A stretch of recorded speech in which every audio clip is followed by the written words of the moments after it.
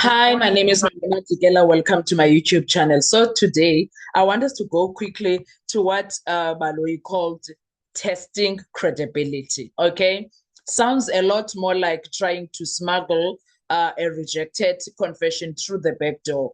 Once the witness says no, I was not threatened.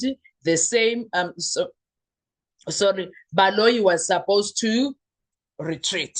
But no, as per usual, he did what he does best, force things, push back, push forward, all of the shindig. Now, Ubaloyi did something yesterday that he should have, what you call objected to it. He should have listened when Mrs. said, I intend to object, stop doing that. He should have stopped because what happened after really surprised him. But we'll talk about that in another video. Let's talk about what he did that left him now in. Do you understand? Because yesterday, I don't think he slept well.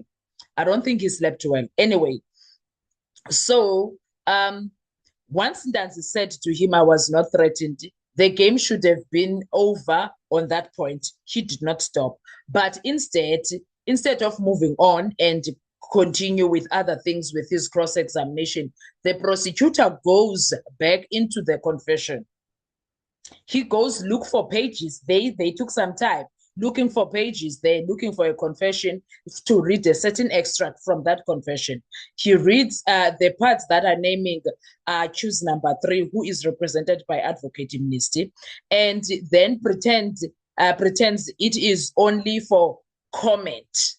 Imagine him earlier on said to Ndanzi, stop pretending as if you don't know what's going on here. It had to be Mnissi that stopped him from saying those things. Was it Mnissi or Ramsipil? I don't remember. But now he was pretending. At this point, it was him who was pretending, as if all he wants from Ndanzi is commentary. And my goodness, Mnissi was like, asizukwenza loo nto apha awuzusiqhela kakubi ke wena ke.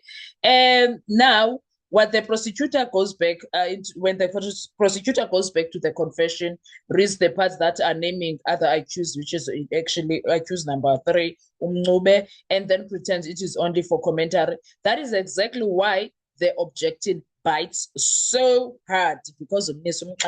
Stop it. The defense the defense's point was very simple. Mnissi's point was very simple and devastating at the same time. A confession is usable against its maker, not against everybody whose name appears inside it. So if the maker has not stepped into the witness box and adopted that content, the state cannot recycle those lines just to plant names and allegations in the judge's mind, calling it inviting a comment. In fact, the word that Mnissi used was, you are prostituting, prostituting the judge's mind. You are influencing the judge, wena Baloyi. Wo Mnissi sana. Uthi Mnissi ke ngokuye, it does not change what it is. It's a confession. Don't go that route. The danger is so obvious. The court hears the names, hears the alleged threats, hears the alleged meeting, and the prejudice is already done. Even if the law says the confession is not evidence against those co-accused. That is why Mnissi's language is so exclusive in that point. He's saying, you already know this confession cannot be used against accused number 3. So why are you reading out the part that mentioned him? The part that they are inviting the court, no. And then the part that is making sure that Umncube is who's accused number 3 looks bad in the eyes of the judge. Mnissi was questioning that. The answer they are inviting the court to see, Mnissi says, what you are trying to do, you are inviting the court to see is that this Umncube is a bad person. Umncube is mentioned here. Umncube's name is always around here. So don't forget about that. So at that moment, Ulona Ubaloyi was not trying to prove anything except for what Mnissi was saying. He said this word 2 times. You are prostituting the judge's mind. And if it is trying to influence the atmosphere of the case, well, Umnisi was not here for it. And Baloyi's answer looks very weak for exactly that reason, because he knew what he was doing was wrong. She says the cell phone evidence places Mncube in Carlton 39 days after the effect, after the incident. So they are merely asking whether the threats in the confession refer to him. Johnny, because the confessions that are sorry, the threats that are in the confession are referring to something that happened on the day of the murder of Senzo Meyu. Now, 39 days later, what are you talking about? But that does not solve the problem, the legal problem. Do you understand? It actually exposes it. Um, uh, because what the state, if the state truly had independent evidence of the threat, it would put that evidence directly without trying to go all this route that it was busy with. It would not need to borrow the wording of a confession that is inadmissible against the co-accused. There was no need for that. The moment you need the confession to build the bridge, you are proving the defense's point. That's what Ubaloyi was doing. So the narration becomes deadly instantly. I love what Umnisi did there. Umnisi, the witness denies the threat. The state cannot prove it directly. The prosecutor reaches for the confession. The defense says that confession is ring-fenced by law. You can't do that. And suddenly, the state's confidence collapses into a technical retreat. In fact, he was forced into retreating. That is why this exchange was so powerful. It was not just an objection from Umnisi. It was the defense exposing prosecutorial desperation in real time. Expose a strong narration angle for Ubaloyi to be exposed. Do you understand? Once Umnisi once said no, I was not threatened. The state had two choices: prove the threat with lawful evidence or move on. Instead, he tried, Ubaloyi, a third route, reviving the confession to sneak the allegation back into court under the label of credibility testing. But the law does not care what label you use.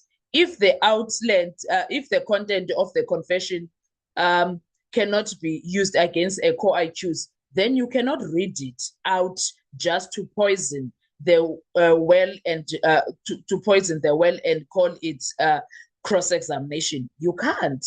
Oh, I loved what Umnisi did there. Umnisi was dealing with Ubaloyi and he was shocked, Shem. He was shocked, but you know how he is. She was busy still arguing. No, he begs to differ. This is what is right. This is what, just like that, the entire state angle collapsed. Because instead of moving on, they reach for something they never were supposed to use, and they know it. That's when Umnisi was like, I am not going to stand for this nonsense. You are going to stop this. And all of this, it was not strategy. It was not cross-examination. It was strategy under pressure for Ubaloyi, because Ntanzi denied the threat. The state has problems. No direct evidence, no confirmation, no support. So they were left with doing what? They go back to confessions. And they already know what the law says about that. It was just too much. Oh, I loved what Umnisi did there. And I am happy that Ujudge Ratha ended up standing with Umnisi on that one, because wow. And at that moment, when the defense was exposing the state tactics, everything changed, okay? It now became, we are just asking questions. We are just inviting comments. There's nothing wrong. When he said there's nothing wrong, but there was a whole lot problems there than you imagine. Haibo. Yo, Ubaloyi, guys. Yo. But ke, I'm glad Mnisi had to school him. And that was, for me, that was, yeah. So in that courtroom, what Mnisi did, it was not just an objection. It was a moment the strategy of Baloyi was exposed and how he uses his power to do wrong things in that courtroom. What are your thoughts when it comes to this? Because I felt like if he stopped, the following things could have never happened. The disappointment that he felt would have never happened. But because he doesn't know when to stop, now he ended up being disappointed. We'll talk about that in the next video. But for now, tell me, what are your thoughts when it comes to this? Do you think Umnisi did a wonderful job there? Do you think Umnisi, the representation was on par, the representation was on point, everything? Mwah! What are your thoughts? I'll see you on our next video. Bye-bye.